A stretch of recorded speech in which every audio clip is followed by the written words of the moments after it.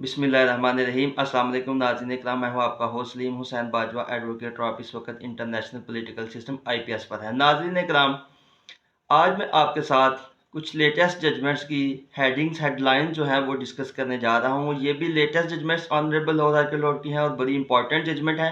और इस सिलसिले में मैं कोशिश करूंगा कि honourable Lahore high court Lord honourable supreme court की लेटेस्ट जो तमाम तर जजमेंट्स हैं, ऐसी जजमेंट जिनको तफसीली जो है वो आपके सामने ब्रीफ नहीं किया जा सकता, उनकी जो हेडिंग्स हैं, जो हेडलाइंस हैं, वो आपके सामने रखता चलूँ। उनका मेन ऑपरेटिव पार्ट जो है वो आपके सामने रखता चलूँ, ताकि कोई भी लेटेस्ट जजमेंट जो है वो मिस ना हो। तो नाज़रीन इकराम, आज की जो जजमेंट्स है वो मैं आपके साथ डिस्कस करने जा रहा हूँ। ये लेटेस्ट जजमेंट है 2024 LIC, पेज है 660660। इस जजमेंट के अंदर नाज़रीन इकराम फ्रेमिंग ऑफ इश्यूज के ऊपर जो है वो बात हुई है। फ्रेमिंग ऑफ इश्यूज जो है वो किसी भी सिविल ट्रायल का एक बड़ा ही इंपॉर्टेंट जो है वो टॉपिक है। तो इश्यूज फ्रेम करने की बाबत जो है इस जजमेंट के अंदर जो है वो बड़ी तफसीली गुफ्तगू हुई है। और इस जजमेंट के अंदर जो है वो ऑनरेबल जस्टिस साहब ने जो है वो हुक्म सादर फरमाया है कि जो इश्यूज हैं वो अकॉर्डिंग टू द प्लीडिंग्स होने चाहिए, और इश्यूज को जो है वो बहुत ज़्यादा इंपॉर्टेंट दी गई है।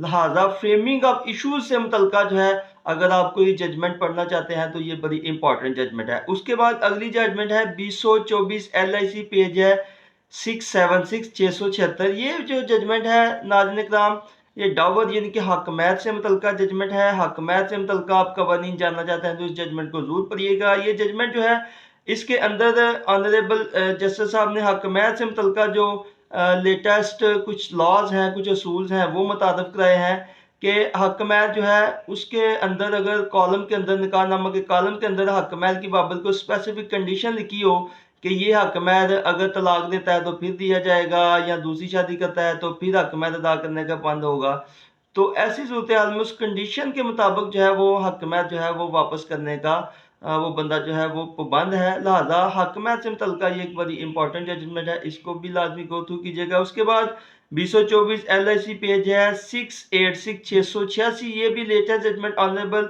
लॉर्ड हाई कोर्ट लाहौर की है। ये नाज़रीन इकराम क्रिमिनल लॉ से मुतल्लिका जजमेंट है और 302 यानी कि कत्ल से मुतल्लिका केस की ये जजमेंट है। नाज़रीन इकराम, इसमें जो है वो ट्रायल कोर्ट के अंदर जो है वो अक्यूज पर्सन जो है उसको सजा होती है उम्र कैद की, जिसके खिलाफ अक्यूज पर्सन अपील फाइल करता है। और ऑनरेबल जस्टिस साहब जो है वो इस जजमेंट के अंदर इसकी ये जो सज़ा है इसको सेट असाइड कर दिया जाता है, इसकी जो उम्र कैद की सज़ा है इसको ख़त्म कर दिया जाता है।